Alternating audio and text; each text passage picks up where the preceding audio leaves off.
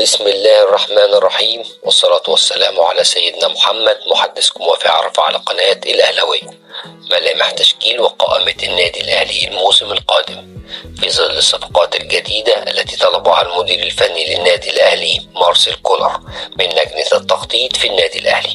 وكانت طلبات مارسيل كولر مدافع أيسر بديلا لعلي معلول، سواء رحل عن الفريق بعد وجود أنباء عن رحيله نهاية الموسم وعدم تجديد عقده حتى الآن مع الأهلي، نظرا للاختلاف على المقابل المادي، حيث يريد اللاعب زيادة قيمة عقده عن العقد الماضي، وإدارة الأهلي متمسكة بعدم زيادة المبلغ والتجديد بنفس القيمة، معللة ذلك بسبب ارتفاع سعر الدولار مما أدى إلى ارتفاع قيمة العقد بصورة كبيرة، وترى أن ثبات القيمة المالية هو الحل الوحيد أمامها للتجديد للاعب. كما طلب مارسيل كولر بتدعيم خط الدفاع بعدد 2 لاعبين، وهذا بعد الاستقرار على رحيل محمد متولي بسبب تكرار الإصابات، وتحسبا لرحيل محمد عبد المنعم الذي يصمم على الرحيل في حالة وصول عقد من أحد الأندية الأوروبية، وهذا هو الأقرب للحدوث. فبعد تألق اللاعب اللافت النظر في بطولة أفريقيا الأخيرة بكوت ديفوار، واستمرار تألقه مع الأهلي ومع المنتخب في المباريات، وبعد تعاقد اللاعب مع شركة تسويق أوروبية كبرى، أصبحت نسبة استمراره مع الأهلي ضعيفة جدا، وخاصة بعد أن أكد أكثر من تقرير صحفي على وجود بعض العروض الأوروبية للاعب.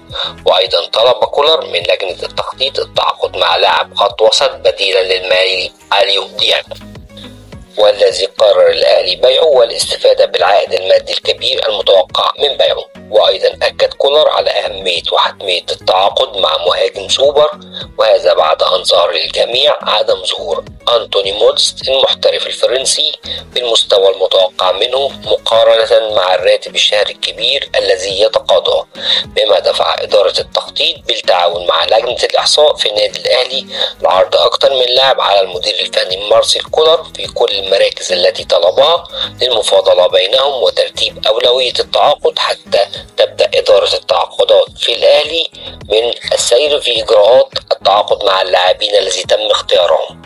وبعد بحث من فريق عمل قناة الأهلاوية بنقدم لكم أسماء اللاعبين اللي عرضتهم لجنة الكرة بالنادي الأهلي على المدير الفني. بس بعد إذنك اعمل لايك، مش هتخسر حاجة، بس احنا بنحس إن تعبنا عجبك. في خط الهجوم تم ترشيح مهاجم أجنبي في حالة رحيل أنتوني مودست أو وسام أبو علي، ومهاجم محلي تحسبا لرحيل كهربا التي ظهرت بعض الأخبار التي تؤكد على رحيله نهاية الموسم، لسببين. الأول هو أنه أصبح المهاجم الثالث في الأهلي وعدم اعتماد مارسيل كولر عليه في المباريات الأخيرة، والسبب الثاني هو تعويض الغرامة الكبيرة التي دفعها كهربا لنادي الزمالك. حسب المقربين من اللاعب أن تلك الغرامة جعلت اللاعب يعاني ضائقة مالية في الوقت الراهن، لأن اللاعب دفع تقريبا كل ما يملكه من أجل سداد الغرامة. وتقول الأنباء أن اللاعب سيخرج للإعارة لمدة 6 أشهر أو سنة في إحدى الدول الخليجية، ثم العودة من جديد للنادي الأهلي. بخصوص المهاجم الأجنبي تم ترشيح الدوري البوركيني محمد كانوتي، والمحترف في الدوري الروسي والذي يحمل جنسية كوت ديفوار وروسيا بالإضافة إلى بلد المولد بوركينا فاسو.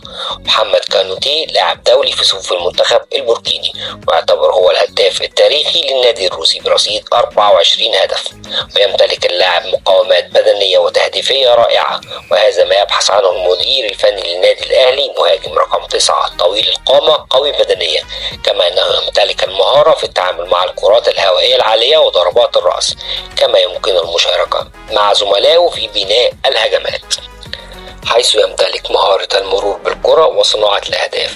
وقد سبق وقام النادي الأهلي بالتواصل مع اللاعب من أجل ضمه في فترات القيد السابقة، لكن لم يتم التوصل إلى اتفاق نهائي، وانتهى عقد محمد كانوتي مع ناديه الروسي في نهاية الموسم الحالي.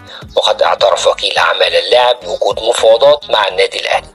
وأيضا رشحت لجنة التخطيط بالنادي الأهلي اللاعب مصطفى زيكو مهاجم نادي زد، والذي ظهر في خلال هذا الموسم من الدوري المصري، وأصبح من المنافسين على لقب هداف الدوري، وأظهر قدرات تهديفية رائعة، ويعتبر من أخطر المهاجمين في الدوري المصري حاليا. وقد سبق أيضا وقد قام الأهلي بالتفاوض مع اللاعب في فترات الانتقالات السابقة، خصوصا في فترة انتقاله من حرس الحدود. أما عن لاعب نصف الملعب بعد ثبات مروان عطية وإمام عاشور والصعد بقوة الصاروخ كوكا وعودة القندوسي من الإعارة من سيراميكا، يبحث مارسيل كولر عن جوهرة يضعها على تاج هذه الكوكبة من اللاعبين، حيث يكون لديه البديل المناسب في أي وقت تحسب عن إصابة أي لاعب أو تعرض للإيقاف، وأيضا للتدوير بينهم لعدم التعرض للإصابة أو الإجهاد. ولم تجد إدارة التخطيط أفضل من محمد علي بن رمضان الدولي التونسي المحترف في الدوري المجري، لما يمتلكه اللاعب من مهارات وإمكانيات تضعه في الفئة الأولى في أفريقيا. وقد ظهرت أخبار كثيرة وتقارير أكثر تؤكد تفاوض الأهلي مع اللاعب. أيضا في الجانب الأيسر، بعد استقرار لجنة التخطيط على عودة الدوري المصري محمد شكري من الإعارة من نادي سيراميكا كليوباترا بعد تفعيل بند العودة للنادي الأهلي ما دفع 9 مليون جنيه مقابل انتقال اللاعب، وهذا بعد أن أبدى المدير الفني للنادي الأهلي إعجابه باللاعب، وبالتالي هذا هو المكان الوحيد الذي حسم بالفعل حتى الآن. وسيتواجد محمد شكري في قائمة النادي الأهلي الموسم المقبل بنسبة 100% سواء رحل علي معلول أو لم يرحل. أما في خط الدفاع هناك الكثير من الأسماء المطروحة على المدير الفني للنادي الأهلي، ومنهم النجم الجزائري زين الدين بالعيد لاعب فريق اتحاد العاصمة وهو لاعب دولي في صفوف المنتخب الجزائري، كما ظهر اسم اللاعب إياد العسقلاني لاعب نادي الإسماعيلي السابق والمحترف في الدوري الروسي، كما ظهر اسم أحمد كالوشة مدافع إنبي في الصورة، وضمت القائمة مصطفى العش مدافع نادي زد.